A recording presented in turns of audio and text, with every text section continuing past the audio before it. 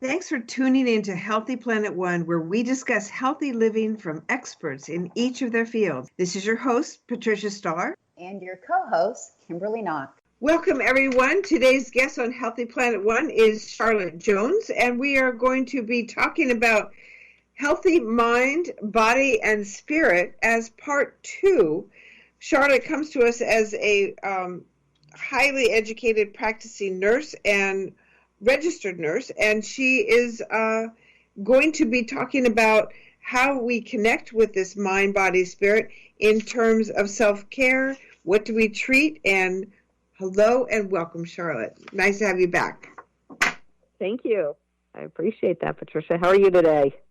I'm good. I'm really good, and I loved our part one. I invite those that didn't hear it to hear your story about how you got to where you are now, and I'm really anxious to hear about your programs and how you are going about that. Kimberly, I think you had some notes that you wanted to integrate into this conversation with Charlotte as well. Do you want to share those? Sure. I love listening about your story, Charlotte, and it's so good for people to really hear the real stress that the nurses are under. And, some of the notes that I wrote down is that I think it's part of the whole so-called healthcare system, which is broken. And since we're not looking really at the root cause, and I know in medical school it's mainly pharmaceutical driven, so it's cause, here's what you have, here's a drug for you.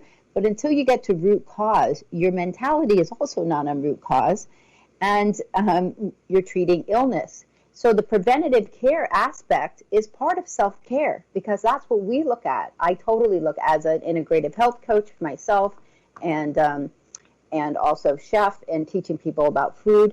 When you consider preventative care, you also then are concerned about the root cause. And then self-care becomes a big part of that. So do you think that falls into play the way I'm seeing it, or? Oh, you're 100% on target. I mean, this is what I look at, and it was interesting because we changed what we were originally going to talk about, the way it was formatted, but we have our internal, external, and created environment, right? So we got to feed all three and nourish them well. So it's 100% self-care, exactly what you were saying. It's that prevention, that early recognition, and then how do we intervene before we have to get into medicine, right? Because if we're doing everything to feed, if we're doing everything to feed ourselves, because the premise is that the body should be able to heal itself under the right conditions.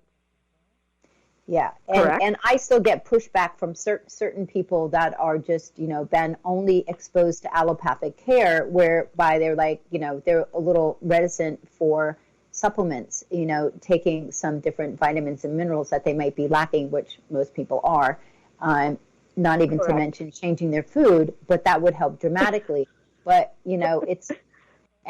for instance, I know someone who had a nurse sent home a list with somebody say, hey, you got to take these vitamins. Yet a friend of mine was already telling them, listen, you need to take some of these vitamins. It's like, no, I don't. That doesn't help anything. So there's this whole like wave of really understanding the body and this root cause and really where health comes from.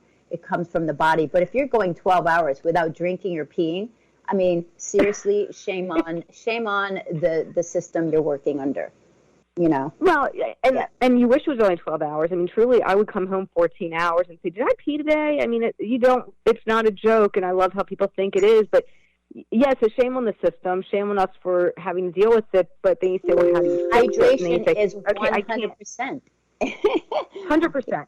Oh, yeah. 100%. And believe me, we know, but if you're not peeing, you're not drinking, so it doesn't matter. But we know it's a big deal.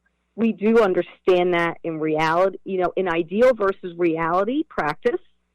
So then we say, okay, I can't fix the system right now. Ideally, I want it to be able to get switched. But until then, what can we do, right? So maybe I can't eat during that period of time, but what can I do before shift, after shift, right?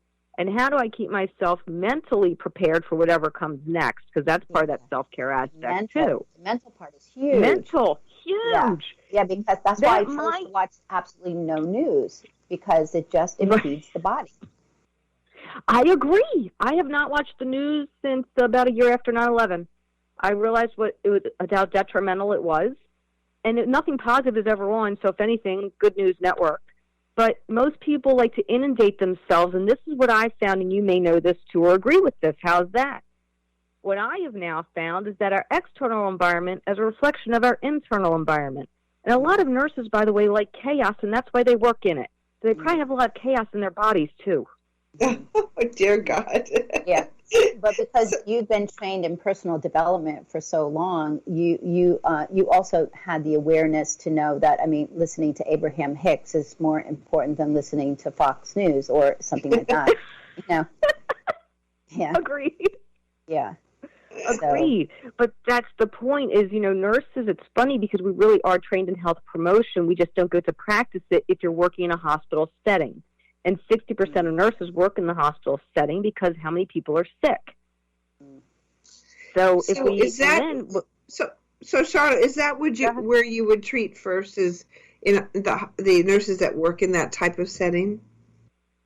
Yes, but the problem is I'll be hated for it. The problem is that you want to rehab those nurses afterwards because otherwise you're putting them back in the sick environment again. Because you're a reflection of what you're doing, right? I mean, if you're going to promote health and wellness, you got to work in health and wellness. And if you look, and I'm sure I'm going to be getting a lot of flack, but if you look at a lot of people in the healthcare profession, they do not look healthy or well. Right. I know that. Yeah. So who would you treat first then? I would honestly treat the nurses first that want to be treated, that recognize that they have to be treated, and understand there's much more to nursing than being at the bedside taking care of a sick patient.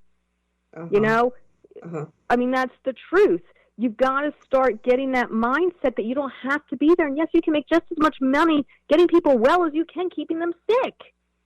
I mean, that's the problem in the end, right? The mentality is you make the most money by treating the people that are the sickest. Well, you know what? I've gone to functional medicine doctors and integrative medicine doctors. They're not the cheapest guys in town, but they're worth it for my well-being. It's sad that insurance doesn't take care of it. They certainly should. Insurance has it wrong. You should be promoting health, and you're going to spend a lot less money promoting it than taking care of sickness. Yeah, I don't know how we're going to change that, but let me ask you this next question. How do you foresee the work that you're doing as having an impact on society as a whole? All right, so I'm going to go into the utopia world. How's that? Because this is what I really foresee as an option. With enough money. You need enough money always. I think, honestly, that you need to build wellness centers throughout the globe. And you have so many rehab people that go in at a time to get rehabilitated for true wellness. And they go in for a minimum of 90 days up to 365 days. You're like, holy crap, who's paying for it?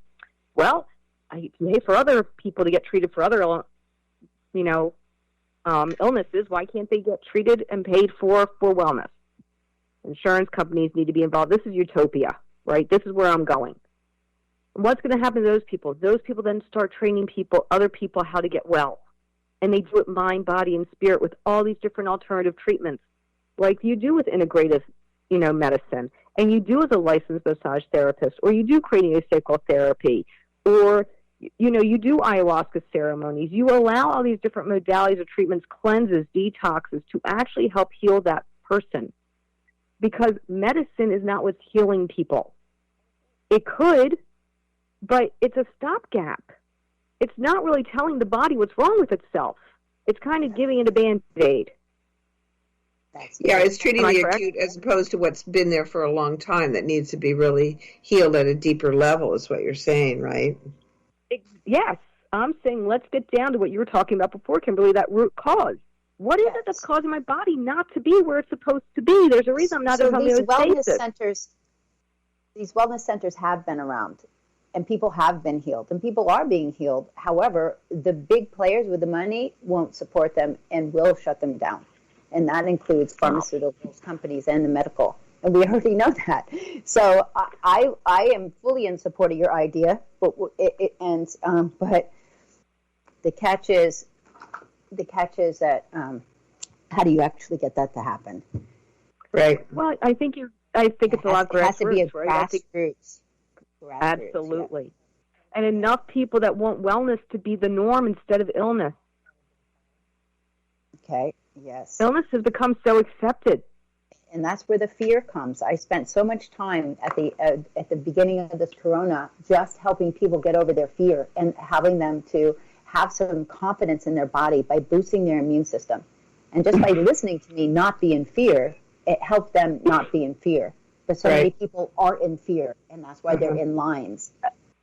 Oh my gosh, and the whole medical community is living in fear, and for a community that's supposed to be active instead of reactive, that's all they've come. They don't know what immune function is. They don't think about what the body can do for itself, or the fact that this little virus is not as detrimental, and I hate to say this because I'm sure I'm going to be like dinged, but whatever. Like, yeah, it's a big deal, but at the same time, let's look at the real numbers, because if you were breathing fresh air and you weren't re-sucking in carbon dioxide, or you were out in the sun and getting vitamin D, or you were socializing with people and your serotonin levels weren't dropping, I don't know, maybe that would have a healthy impact on people. I agree.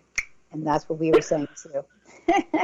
So everything is very counter to real health, honestly. And you know that. So it just has to be more grassroots. Yeah, it has to be more grassroots because there's so many people that are afraid. It could be that things have to get worse before they get better, in the sense that people, in order for them to see everything that you're talking about just now, they're going to have to see some pretty sad tragedies. And I hate to say that.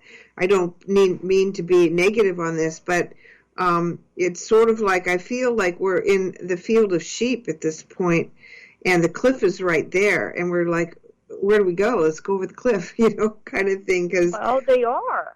They are going over the cliff, Patricia. The people, and I'm sorry to do this too, and, if this is a bad place to go, then cut me off. But the vaccinations that they're out right now, tell me how that's positive for anyone. It's not really solving a problem, except for people are getting alleviated fear from what? If you did your real research, what are you getting it for? Well, people feel that they're going to be safe if they get it. And I think that when you talk about medically censored, everything is censored around being healthy and all the healthy things that we're talking about and how to be healthy, that we're going to be the ones that are left talking about health because everybody else won't be here.